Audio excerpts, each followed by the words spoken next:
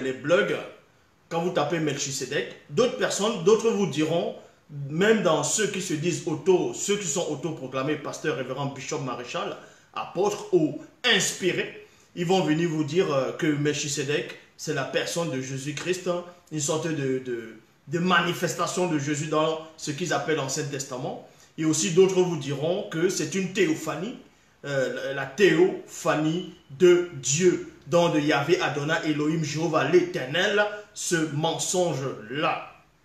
Donc, une théophanie, c'est quoi? C'est une divinité, c'est un Dieu qui se manifeste, qui se montre, qui se fait voir. C'est en cela où on dit théophanie. Quand vous parcourez dans quelques passages des Bibles actuelles classiques, dans quelques versions, on vous dit dans Genèse 11 que Melchisedec, donc que l'Éternel est descendu sur en tant que Melchisedec, a pris l'apparence de Melchisedec, est descendu sur la forme de Melchisedec. Et dans Genèse 18, dans d'autres versions des Bibles actuelles classiques, on vous dit aussi que Melchisedec, Shem et Noé sont apparus à Abraham quand il faisait chaud.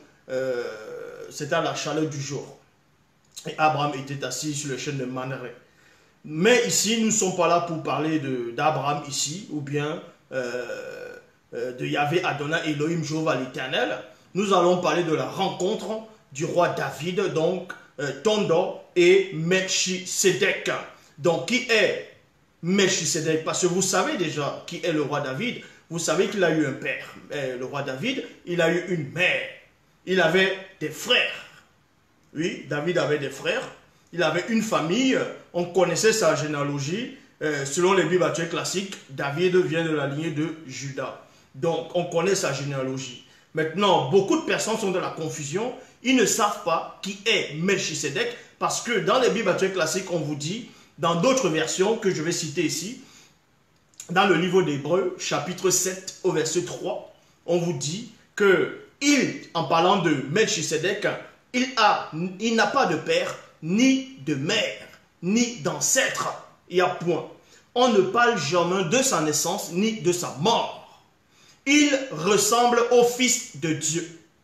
Il reste toujours, c'est-à-dire il reste prêtre pour toujours. Donc beaucoup de personnes qui ne sont pas assis dans les Écritures, ils vont prendre le livre d'Hébreux, c'est-à-dire dans le passage du livre d'Hébreux, chapitre 7 au verset 3, où on vous dit que Melchisedec n'a pas de commencement, il n'a pas d'origine, il n'a pas de fin, il n'a pas de début, il n'a pas de père, il n'a pas de mère. Et d'autres vont dire alors, donc si on parle d'une personne qui n'a pas de commencement, qui n'a pas de père, qui n'a pas de mère, forcément ça peut être que Dieu. Voilà ce qu'ils vont vous dire. Et ensuite maintenant dans ce livre on vous dit qu'il est rendu semblable au Fils de Dieu. Et les gens ne savent pas le mot, ce qui veut dire semblable. Vous voyez? Regardez, ça c'est un verre. Vous voyez, avec de l'eau bien glacée dedans, que je bois. C'est agréable. Bon, si on vous dit que ce verre plutôt, est semblable, que Zulula est semblable à un verre, est semblable à ce verre-ci, ça ne veut pas dire que Zulula est le verre. Ça ne veut pas dire que c'est moi le verre.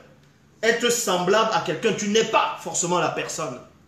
Donc, voilà déjà l'erreur que ces biblistes vont commettre en faisant croire que Melchisedec est on va dire, une sorte de christocentrisme, ou bien la théophanie de Jésus, ou bien de Yahvé, Adonai, Elohim, Jéhovah. Donc déjà, le livre d'Hébreux, chapitre 7 au verset 3 est faux. Pourquoi? On va vous expliquer cela. Parce que dans Hébreux 7, verset 3, on vous dit ici que Melchisedec n'a pas de père. Il n'a pas de mère. Il n'a pas de famille, il n'a pas de généalogie, donc il n'a pas été engendré et il n'a pas de fin. Et ceux qui ne sont pas assis dans les Écritures, comme je le redis encore, vont penser que cette personne, vu qu'il n'a pas de commencement, forcément c'est Dieu. Mais Hébreux 7, verset 3 est faux. Parce qu'on va aller dans une autre version, toujours dans le même chapitre de ce livre d'Hébreux, chapitre 7 au verset 3, dans la Bible du Semeur. Il est dit simplement, en outre, virgule, l'Écriture ne lui attribue ni père, ni mère, ni généalogie. L'Écriture ne lui attribue pas. Elle ne mentionne ni sa naissance, ni sa mort. Point. Voyez? Voici au moins une des seules versions. Bon, on sait que toutes les versions des Bibles classiques actuelles sont caduques, mais il y a néanmoins certaines traductions par rapport à certains passages qui sont mieux traduits que d'autres livres, donc d'autres versions. Dans la Bible du Semeur, on ne vous dit pas directement, comme d'autres versions, que le Christ, en gros, que Melchisedec n'a pas de commencement, n'a pas de père, n'a pas de mère, n'a pas de généalogie.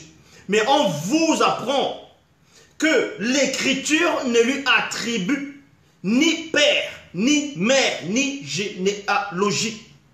Elle ne mentionne ni sa naissance, ni sa mort. Ce n'est pas parce que dans un livre, on ne mentionne pas ta naissance, ni ta mort, que forcément, tu n'as pas de commencement. On va prendre l'exemple, toujours dans les Bibles actuelles classiques, en parlant de ce prophète qu'on retrouve dans ce que les chrétiens vont appeler l'Ancien Testament. Ce prophète dans les Bibles actuelles classiques est connu sous le nom de Élie, dans Élie le Tishbite. Pas le premier Élie, mais Élie le prophète, pas Élie le prêtre. Mais Élie le Tishbite, dont son vrai nom c'est Bé de Kwesel. Dans les Bibles actuelles classiques, on ne parle pas de l'enfance, on ne parle même pas de la maman d'Élie le Tishbite. On ne parle pas de son père, on ne parle pas de sa mère, on ne parle pas de sa naissance. Le moment où on va parler de ce prophète Élie le Tishbite, c'est au moment où il est déjà grand. Où on s'adresse à lui, c'est une grande personne. Et maintenant, cet Élie encore n'a pas connu de mort physique, vu qu'il avait été enlevé.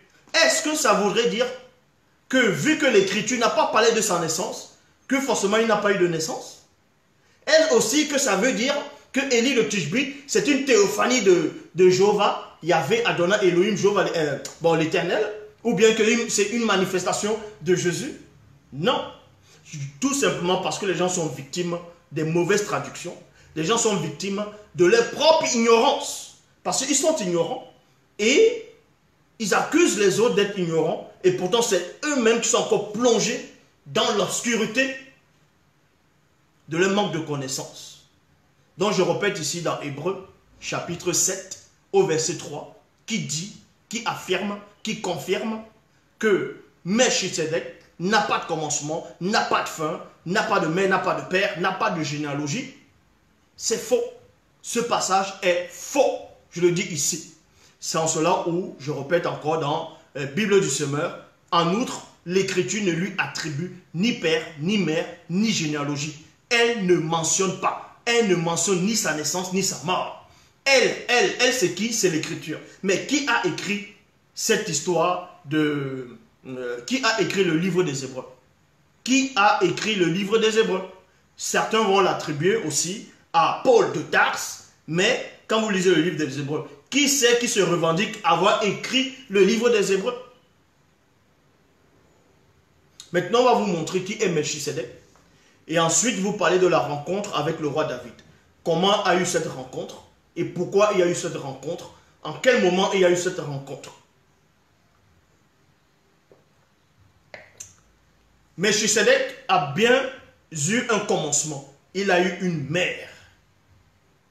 Il a eu une mère. Ça, j'avais déjà fait une vidéo sur ça à l'époque. Melchisedec est bien né dans le visible. C'était un homme fait de chair, de sang et d'os. Certes, il est né miraculeusement, mais il est passé par une femme dans le visible. Est-ce que vous comprenez? Donc, c'était un homme qui a vécu à un moment donné sur la terre. Dans un endroit, on va localiser cet endroit, même dans les Bibles actuelles classiques. Et dans Genèse, la première fois où on va faire allusion, je dis bien selon les Bibles actuelles classiques, selon les Bibles actuelles classiques où on va faire allusion à Melchisedec, c'est dans le livre de la Genèse. Dans Genèse 14 au verset 18. Je vais dans Genèse 14, 18. Là, c'était à une période où celui qu'on appelle Abraham est allé à la guerre des rois. C'est-à-dire, il y avait à une époque où les rois livraient bataille dans la vallée des rois. Et Abraham a remporté la guerre, puisque là, il est entré en guerre pour sauver son neveu, Lot.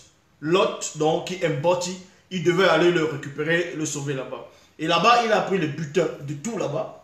Et plus tard, on vous parle de la rencontre on vous parle de la rencontre d'Abraham et Melchisedec, bien plus tard. Mais avant ça, on vous dit ici, dans Genèse chapitre 14, au verset 18, où on fait allusion à Melchisedec. On dit ici, Melchisedec, roi de Salem, virgule, fit apporter du pain et du vin. Il était sacrificateur du Dieu très haut. Point. Je m'arrête d'abord là. Et on va décortiquer ce passage. On va décortiquer Genèse chapitre 14 au verset 18 pour vous montrer qu'il n'y a qu'un seul enseignant. La seule personne qui a l'explication de tous les livres religieux qui existent, de toute forme et sorte de version des Bibles, est en face de vous. Donc, vous voyez ici dans Genèse chapitre 14 au verset 18, je sais qu'il y a des faux pasteurs qui sont là, qui écoutent, qui sont subjugués de la connaissance qui émane de celui qui est là. Donc, on vous dit ici dans Genèse chapitre 14 au verset 18 que Melchisedec a apporté du pain et du vin à Abraham, au patriarche Abraham. Et plus tard, Abraham lui a donné la dîme de tout. Bon, ici, on ne va pas parler de la dîme de tout. On ne va pas parler de la guerre, de la bataille. Mais nous allons parler de ce personnage de Melchisedec avant sa rencontre avec le roi David. Donc, premièrement, ceux qu'on appelle les chrétiens, les biblistes, ceux qui se disent inspirés, qui vont se donner des titres, ils vont chercher, ils vont dire, bon, ils ont déjà cherché pourquoi on dit que Melchisedec était le roi de Salem. Mais ils vont dire Salem, c'est où? Ils vont chercher le mot Salem, c'est où? Puisque même aux États-Unis, quand vous allez aux États-Unis, il y a une ville là-bas, on appelle ça Salem. Et oui, même au Moyen-Âge, il y avait une ville qu'on appelait Salem. Là-bas, on pratiquait la sorcellerie, il y avait, on va dire comme ça, les gens pensaient être des sorciers, des enchanteurs, des magiciens, ainsi de suite. Mais, on va vous expliquer c'est quoi Salem. Dans la Bible actuelle, dans toutes les versions des Bibles actuelles classiques, on vous dit que Melchisedec, dans Genèse chapitre 14 au verset 18, était roi de Salem. On n'a pas dit ici qu'il était un paysan. On n'a pas dit que Melchisedec était un jardinier. On n'a pas dit ici que c'était un berger. On n'a pas dit que c'était un prince. On a dit que c'était le roi de Salem. Roi de Salem. Donc, dans l'Afrique ancestrale, quand tu deviens roi, on te oint d'abord. Donc, on l'a consacré roi. À Salem, c'est un endroit qui a existé. En tout cas, on va donner la vraie version, la vraie traduction après. Salem, c'est un endroit, quelque part dans l'Afrique ancestrale, qui a existé, qui existe toujours. Et on vous dit que Melchisedec était roi dans cet endroit-là. Donc, selon les Bibles actuelles classiques, s'il était roi, forcément, il avait aussi des sujets. Donc, d'où vient qu'on vous dit qu'il n'a pas de généalogie, il n'a pas de... ainsi de suite. Donc, en gros, pour eux, Melchisedec, ce n'est pas un nom. Pour certaines personnes. Et ça, c'est faux. Donc, Melchisedec, roi de Salem, fit apporter du pain et du vin. Il était sacrificateur du Dieu très haut. Comment se fait-il qu'on dise que Melchisedec était sacrificateur du Dieu très haut? Donc, il y a déjà une distinction entre lui, Melchisedec, en tant que sacrificateur, et le Dieu très haut, selon les Bibles actuelles classiques. Donc, pour vous montrer que Melchisedec n'est pas Dieu, n'est pas le Dieu très haut. Il n'est pas une théophanie de Yahvé, Adonai et Elohim, Jéhovah l'Éternel, comme il y a une des versions des Bibles actuelles classiques dans la Bible de l'épée, où il est dit que l'Éternel est descendu sous forme de Melchisedec. Vous voyez? Sous forme. Quand tu descends sur la forme de quelqu'un, tu n'es pas forcément la personne. Donc, pour ceux qui ne comprennent pas, vous allez mieux aller apprendre le français. Donc, Genèse chapitre 14, verset 18 est clair. Melchisedec et le Dieu très haut, selon les Bibles actuelles classiques, c'est deux personnes distinctes. Est-ce que vous comprenez? C'est deux personnes distinctes. Melchisedec est à part. Il est sacrificateur du Dieu très haut. Donc, il est le serviteur de ce Dieu-là. Il travaille pour ce Dieu-là, puisque lui-même, il n'est pas ce Dieu. Or, dans Somme, chapitre 76, au verset 2 à 3, dans Somme 76, verset 2 à 3, il est dit, Dieu s'est fait connaître en Juda, il y a virgule. Son nom est grand en Israël, il y a point. Sa résidence est à Salem. Vous voyez? Parce qu'on vous dit aussi que Melchisedec était roi de Salem. Non seulement il était roi, il était aussi sacrificateur. Donc il était roi, il était prêtre. Il était en même temps roi à Salem et en même temps sacrificateur. Et un sacrificateur, c'est un prêtre. C'est un prêtre. En cela, on vous dit ici, dans Psaume 76, versets 2 à 3.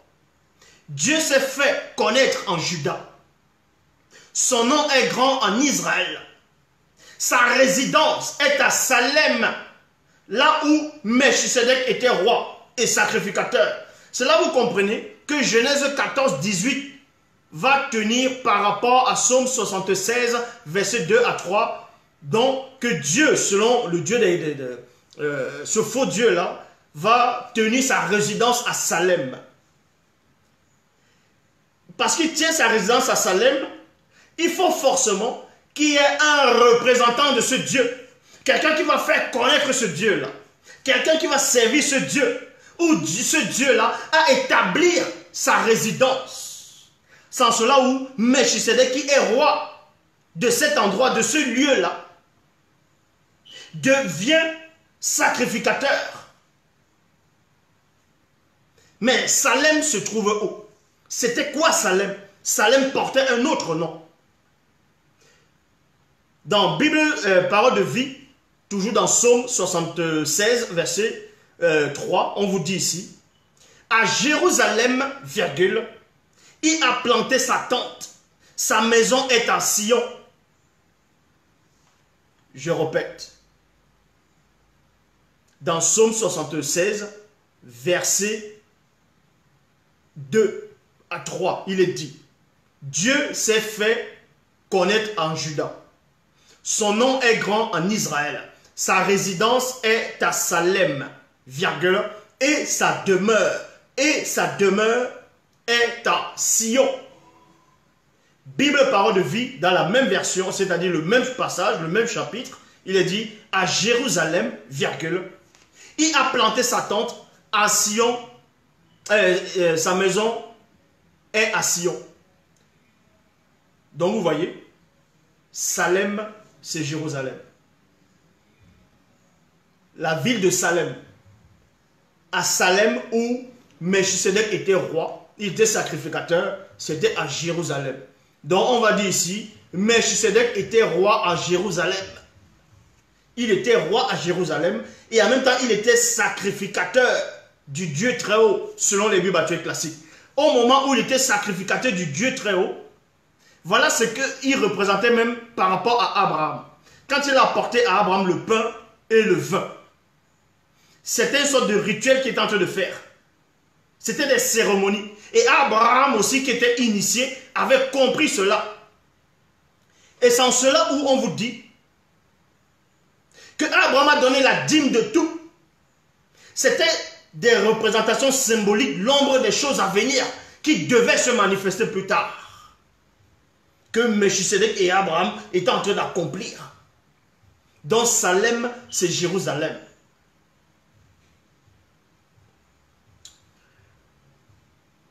Bible des peuples, lui qui a sa tente à Jérusalem, une demeure au mont Sion. Au mont Sion. Donc, Melchisedec était roi sur la terre. C'était un homme qu'on pouvait voir. C'était un homme qu'on pouvait toucher. Oui, je répète, Melchisedec dans les Bibles actuelles classiques était un homme qu'on pouvait apercevoir, on pouvait toucher. Abraham a eu un contact avec Melchisedec dans les Bibles actuelles classiques. Melchisedec, en tant qu'homme, lui a donné du pain, lui a donné du vin. Il lui a parlé, il a béni. Et on vous dit qu'il était sacrificateur du Dieu très haut, pour vous montrer qu'il n'était pas le Dieu très haut. Et plus tard, dans Nombre 23, 19, on vous dit que Dieu n'est point homme. Donc, ça ne pouvait pas être Melchisedec. Ça ne pouvait pas être Melchisedec. Melchisedec a bel et bien eu une naissance. Maintenant, on va vous expliquer en quel moment a eu lieu la rencontre entre Melchisedec quelques siècles plus tard, après qu'il ait rencontré Abraham. Maintenant, ça va vous surprendre. Comment se fait-il qu'un homme qui a vécu au temps d'Abraham, selon les Bibles classiques, qui a vu Abraham, qui a conversé à Abraham, il a donné des choses à Abraham et Abraham lui a remis des choses. Cette même personne, des siècles après, va apparaître à David. Mais vous allez vous poser la question, mais cet homme n'est pas mort? Melchisedec n'est pas mort? Il avait quel âge quand il a rencontré Abraham? Il avait aussi eu quel âge quand il a rencontré David? Ça, on va vous expliquer ces choses-là. Mais néanmoins, on va vous donner un passage dans les Bibles classiques que aucun chrétien dans le monde, aucun de ceux qui se disent croyants ou envoyés de Dieu, peu importe les titres qu'ils vont se donner, aucun d'entre eux ne sont ou n'est capable d'expliquer Psaume 110, versets 3 à 4. Dans Psaume chapitre 110, dans toutes les versions des Bibles classiques, dans Psaume chapitre 110, versets 3 à 4. Ils vont lire ce verset sans comprendre ce qui se passe dans ce verset-là. Ils vont rien comprendre. Et on va donc vous expliquer ce qui se cache dans Psaume 110, versets 3 à 4. En fait, Psaume 110, à partir du verset 4, vous parle de la rencontre du roi David dans ton don avec la personne de Melchisedec, donc Kinyabwam. Je vais d'abord lire dans Psaume 110, versets 3 à 4, dans les Bibles classiques. Dans les Bibles classiques, qui dit ceci: ton peuple est plein d'ardeur, il y a virgule, quand tu rassembles ton armée. Donc ici, David, dans sa prière, dans ses psaumes, il s'adresse, selon les Bibles classiques, à Yahvé, Adonai, Elohim, Jéhovah, l'Éternel. Il s'adresse à lui dans sa prière, comme il était accoutumé à faire. Il dit ici, ton peuple, le peuple de qui? De ce Dieu-là. Il dit, ton peuple est plein d'ardeur quand tu rassembles ton armée avec des ornements sacrés, il y a virgule. Du sein de l'aurore, ta jeunesse vient à toi comme une rosée. Il n'est pas en train de dire ici que c'est la jeunesse de Dieu, que c'est Dieu étant jeune. Non, la jeunesse, c'est-à-dire parmi les hommes, vient à toi comme une rosée, comme une rosée. L'Éternel, dans le verset 4, il est dit, l'Éternel, dont il y avait Adonai, Jéhovah, Elohim, l'Éternel l'a juré. L'Éternel l'a juré, virgule. Et il ne s'en repentira point. Tu es sacrificateur pour toujours, à la manière de Melchisedec. Il y a point ici. Donc, beaucoup de personnes vont prendre ce verset, vont dire, ah, vous voyez, ah non, on parlait de Jésus, on parlait de Dieu, on parlait donc on dit Melchisedec à la manière. Non, on va vous expliquer ce verset. C'est terriblement et simplement facile à comprendre, ce passage dans Psaume 110. Dans Psaume 110, c'est facile à comprendre ce verset. Donc, le verset dans Psaume 110, verset 3, bon, à partir du verset 4, c'est ça qui va plus nous intéresser, dit ici que l'Éternel l'a juré. Vous voyez que ça ne tient pas. Le verset 3 de Psaume 110 et le verset 4, toujours de Psaume 110, ça ne tient pas. Ça ne tient pas. Vous voyez qu'il y a quelque chose qui a été modifié là-dedans. Vous voyez que quelque chose qui a été touché, qui a été changé, qui a été bouleversé. C'est quoi la chose? On va relire tout doucement. Raisonnons un peu. David est en train de prier. Vous voyez, il est en prière. Il est en prière. Il s'adresse à quelqu'un. Donc, il s'adresse à qui? Selon les Bibles classiques, il s'adresse à Dieu. Il dit ici, ton peuple est plein d'ardeur. Il y a virgule. Quand tu rassembles ton armée, point virgule, avec des ornements sacrés, du sein de l'aurore, ta jeunesse vient à toi comme une rosée. Il y a point ici. Maintenant, dans le verset 4, il dit, l'Éternel a juré. Mais vous voyez que ça ne tient pas. Vous voyez qu'ici, eux-mêmes, ils ont écrit ça sans comprendre pourquoi ils ont mis le verset 4. Ça ne tient pas. Pourquoi? Parce que David, dans le verset 3 de Psaume 110, il s'adresse à Dieu, à Yahvé, Adonai, Jéhovah, Elohim. Il s'adresse à quelqu'un qui est supérieur à lui, selon les Bibles classiques. Et dans le verset 4, il ne s'adresse plus à lui. Il s'adresse maintenant à une autre personne. C'est comme s'il arrête de prier. Vous voyez? C'est comme s'il a coupé sa prière. Il s'adresse maintenant à une personne qui n'a rien à voir avec Dieu. Il dit ici, l'Éternel a juré. Normalement, il devait dire, tu l'as juré. Il devait dire, toi, l'Éternel, tu l'as juré. Mais il dit, l'Éternel l'a juré et il ne s'en repentira point. Il aurait pu dire ici, tu l'as juré et tu ne t'en repentiras point. Tu es sacrificateur pour toujours. Maintenant, on dit ici, tu es sacrificateur pour toujours. Mais on s'adresse à qui? Le tu là maintenant s'adresse à qui? Ça ne peut pas être à Dieu.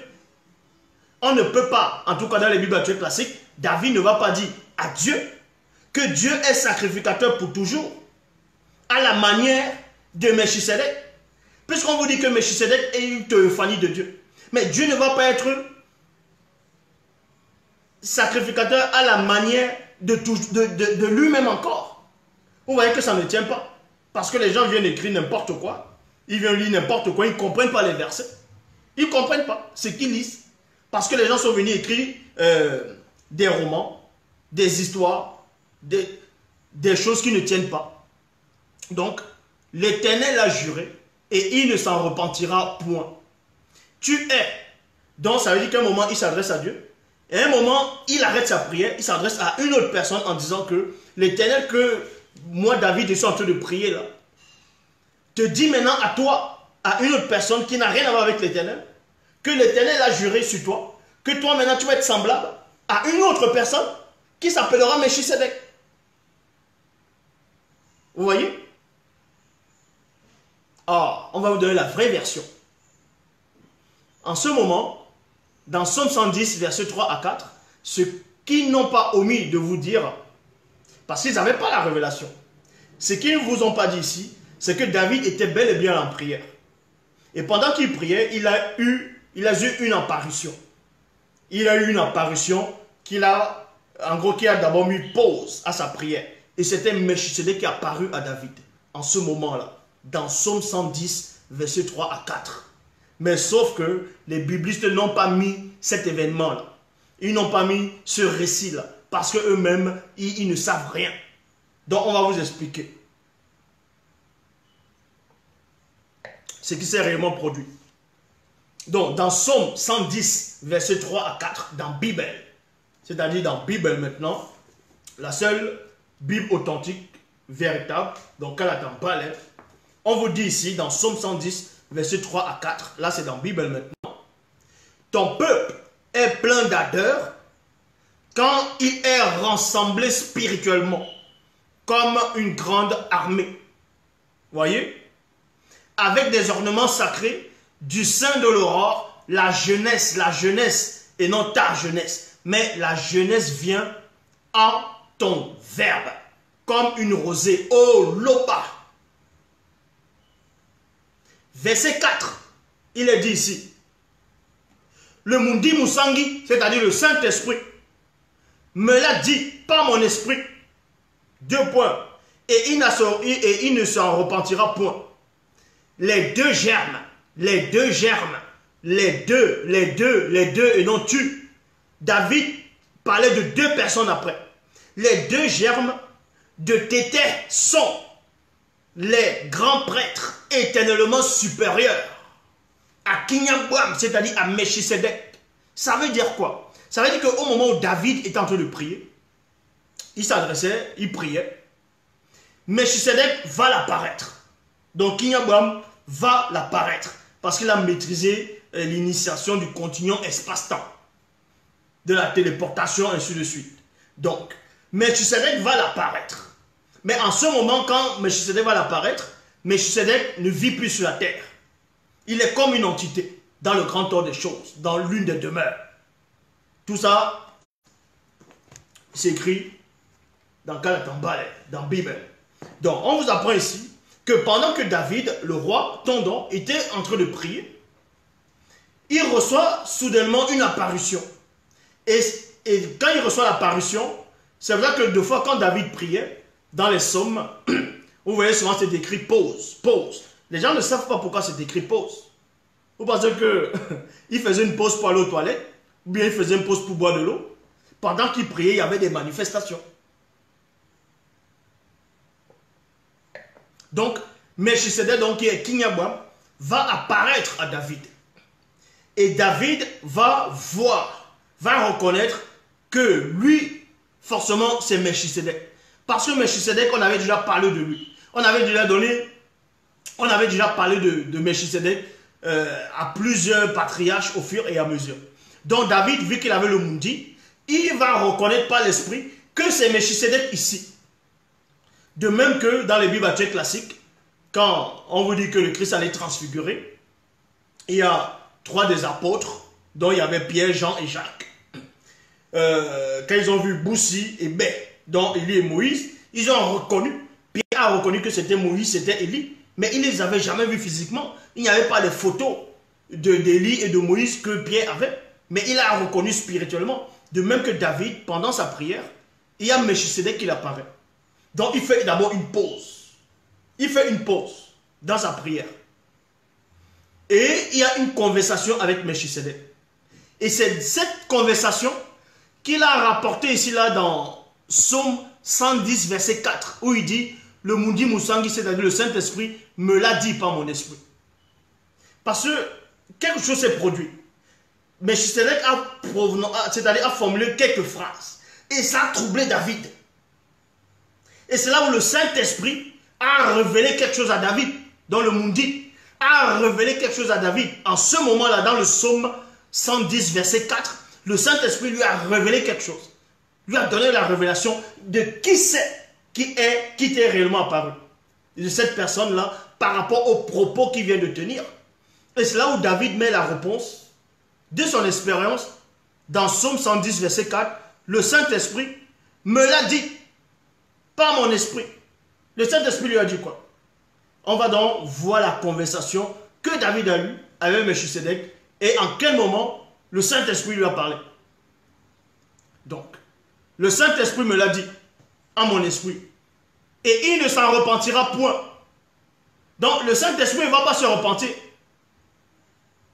Les 2 germes de Tété sont les grands prêtres éternellement supérieurs à Kinyabwam, donc à Melchisedec.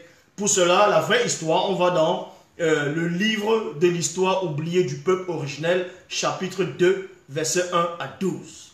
Je répète, le livre de l'histoire oubliée du peuple originel, chapitre 2, versets 1 à 12. Il est dit ici, il arriva qu'un jour, il y a virgule, pendant que le roi Tondon, c'est-à-dire que vous allez appeler David, pendant que le roi Tondon priait, il eut une apparition de Kinyabwam, c'est-à-dire de Melchisedec, point. Quand Tondon vit Melchisedec, il fut ébloui de sa beauté et de la grâce qui émanait de lui. Donc pendant que Tondon priait, il y a Melchisedec qui apparaît comme une entité, comme un veilleur, comme un puissant esprit. David voit ça. Il est subjugué, il est ébahi par la beauté et de la grâce qui émanait de Melchisedec. Tondon crut, lui aussi. Le mot lui aussi, c'est la précision. Pourquoi on dit Tondon crut, lui aussi? Parce qu'à un moment donné, il y avait une personne qui avait cru aussi ce que Tondon a cru là. Et cette personne, c'était Sango. Donc, la personne que vous appelez Abraham, puisque Abraham l'avait apparu à un moment donné. Donc, vous dit ici,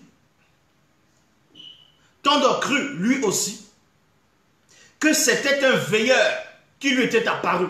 Donc, quand Melchisedec a apparu à Tondon, quand il était en train de prier, il a cru que c'était d'abord, il a d'abord cru que c'était un veilleur. Pour lui, c'était un veilleur qu'il voyait. Un veilleur. Et on vous explique pourquoi. Car Kinyabwam était d'aspect glorieux et avait sur lui le mystère du sceau divin, le sacerdoce qui étincelait. Il était vêtu de lin et avait une ceinture d'or pur sur la poitrine. Il y a point. Aussitôt, virgule, Tondo sut spirituellement que c'était Kinyabwam qui était en face de lui. Donc, quand Melchisedec apparaît à David, c'est-à-dire à Tondo, Tondo va d'abord croire que c'était un veilleur. Parce que quand les veilleurs, bon, quelques veilleurs, quand ils apparaissent ou des entités, c'est à peu près les descriptions que David a vues ici sur la personne de Melchisedec. Donc, il va d'abord voir que c'est un veilleur. C'est pour ça que des fois dans les psaumes, on met pause. Parce qu'il bloque ça, il arrête d'abord la prière et après, il va expliquer dans ses écrits après pourquoi, quand il met pause, ça veut dire qu'il y a eu une apparition, il y a eu quelque chose. Il a vu quelque chose, il a compris quelque chose, il met pause. C'est ça le mystère dans les psaumes. Donc, il pense que c'était un veilleur. Et quand il observe bien, son esprit maintenant est plus éclairé. Il comprend que c'était Melchisedec. Mais maintenant, pourquoi le Saint-Esprit va intervenir ici par rapport à ce qu'il a expliqué dans Psaume 110, verset 4. Donc on vous dit ici que Melchisedec était vêtu. Non, Melchisedec était d'aspect glorieux et avait sur lui le mystère du sceau divin, du sacerdoce qui étincelait. Il était vêtu de lin, exactement comme les entités de lin, comme l'homme vêtu de lin, ainsi de suite. Il était vêtu de lin et avait une ceinture d'or pur sur la poitrine. Il y a point ici. Aussitôt, Tondo sut spirituellement que c'était Kinyebwam, donc Melchisedec, qui était en face de lui. Kinyebwam, donc Melchisedec dit à Tondo, ne crains point Tondo, puissant roi connu du grand ordre des choses. Je suis, Nende, donc je suis l'un des grands prêtres établis pour la purification connue. Point. Quand Melchisedec a sorti cette phrase de sa bouche, quand Melchisedec, donc Kinyebwam, a dit à David, donc à Tondo, que lui, il est l'un des grands prêtres établis pour la purification connue, c'est cette phrase-là qui a troublé David. C'est cette phrase-là qui l'a troublé. C'est ça que David, il ne comprenait plus. Donc, il était dans la confusion. Pourquoi il était dans la confusion? Parce que David sait que certes, il y a beaucoup de prêtres qui vont venir. Mais il sait néanmoins que depuis leur enfance, dans le panthéon des initiés, on les a toujours initiés, on a toujours enseigné au peuple, aux éclairés, qu'il y a deux grands prêtres qui sont supérieurs à tous les prêtres. C'est-à-dire le premier et le deuxième qui ont été manifestés hors de la non-existence, dont les deux germes, les deux oins, les deux là. Donc c'est eux, les deux là, qui sont les deux grands prêtres, au-dessus de tous les autres prêtres. Mais David va reconnaître Melchisedec. Maintenant, Melchisedec dit que lui, il est l'un des grands prêtres. Mais là, il ne comprend plus. Il sait que Melchisedec ne fait pas partie des deux. Il sait que Melchisedec ne fait pas partie non seulement du premier ou du deuxième, qui était manifesté hors de la non-existence. En cela, il est troublé. Parce qu'il sait que Melchisedec est dans le vrai. Vrai dans quoi? Il sait que Melchisedec marche selon le verbe. Il sait que Melchisedec, là en ce moment, vient du grand temps des choses, mais comment il va encore le mentir? En cela, il est troublé. En cela, il est troublé. Dans le verset 10, on vous dit, aussitôt, le Mundi Moussangi, c'est-à-dire le Saint-Esprit, dit à Tondo, par son esprit, les deux germes de Tété sont les grands prêtres éternellement supérieurs à Kinyebwam, donc à Melchisedec. Donc le Saint-Esprit, dans le Mundi de Loba, dit ici à Tondo, donc que les gens nomment David dans les Bibles classiques, que en gros, n'aie pas peur. Ne crains pas. Melchisedec n'est pas en train de mentir. Kinyebouam ici, c'est un des prêtres. Mais il n'est pas parmi les deux prêtres là, dont tout le panthéon des initiés connaissent, ou le grand ordre des choses connaît. Lui, c'est un prêtre aussi, un grand prêtre parmi les autres prêtres. Mais il n'est pas parmi les deux qui ont été manifestés. C'est la précision que le Mundi, dans le Saint-Esprit, l'Esprit lui a donné. Et c'est ce que David rapporte dans les psaumes, que les chrétiens ne comprennent pas. Et ils vont dire que c'est la théophanie, le christocentrisme. Non. Je répète, dans Psaume 110, verset 4, il est dit. D'abord, dans les Bibles actuelles classiques, dans Psaume 110, verset 4, il est dit, l'Éternel a juré, et il ne s'en repentira point. Tu es sacrificateur pour toujours à la manière de Melchisedec. Mais ça c'est faux. C'est pas comme ça. Comment David va prier, après un moment, il se met à parler de Melchisedec, alors que il se met à parler de Melchisedec sur autre chose qui n'ont rien à voir directement avec sa prière. C'est parce que quand il priait, comme je répète, Melchisedec lui est apparu. Melchisedec a bel et bien apparu à David. Et on voit ça dans les psaumes. Mais sauf qu'ils n'ont pas détecté cela. Ils ont enlevé le livre d'Enoch dans le canon. Parce que le livre d'Enoch dévoilait tout. Dans le livre d'Enoch, de Doubisset, on parle de la généalogie de Melchisedec. On dit la couleur qu'il avait. C'était un noir. On parle de Noé, sa naissance. Noé était noir et non un albinos. On parle des patriarches, de l'origine. Mais ils ont enlevé ça dans le canon. Ils ont réécrit des faux livres d'Enoch qui se contredisent entre eux. Donc, quand David a été troublé, il dit, mais spirituellement, je sais qu'il y a deux grands prêtres qui sont supérieurs. Mais pourquoi Melchisedec dit que lui, il est l'un des grands prêtres pour la purification connue? Et là, il est troublé. C'est là où l'Esprit maintenant lui révèle que certes, c'est un prêtre. Mais il ne fait pas partie des deux prêtres là, dont le peuple doit savoir. C'est pour ça que le Moudi précise, il dit, les deux germes de Tété sont les grands prêtres éternellement supérieurs. Éternellement supérieurs à Kinyabouam, donc à Melchisedec. Donc il dit ici, les deux prêtres là seront toujours supérieurs à Melchisedec qui était apparu. Donc ne crains pas. Après cela, Kinyabouam, c'est-à-dire Melchisedec, fit boire Tondon à la source, c'est-à-dire le bon vin, en lui donnant l'enseignement, c'est-à-dire qui représente le pain. Kinyabouam bénit Tondon et dit, Tondon, béni sois-tu par le verbe de Tété, l'auteur des réalités non visibles et visibles. Voilà ce qui s'est passé. Voilà ce qui s'est passé. Ils vont venir vous raconter du n'importe quoi.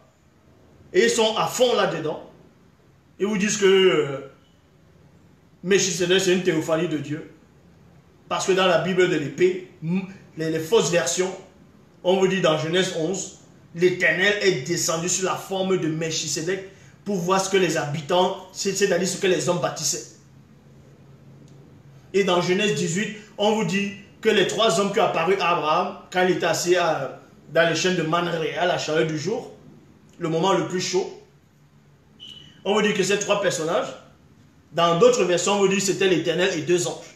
Parce que dans Genèse 19, on vous dit qu'il y avait deux anges qui sont descendus à Sodome vers le soir. Et dans Genèse 18, on vous dit qu'il y avait un qui est resté avec Abraham, que c'était l'Éternel. Or, dans la Bible de l'épée, on vous dit que c'était Melchisedec, Noé et Shem. Et Sem. Donc vous voyez que ça ne tient pas. Dans la vraie version, c'était Moutatidi, celui qui guide et qui intronise les initiés, qui était apparu à Sango.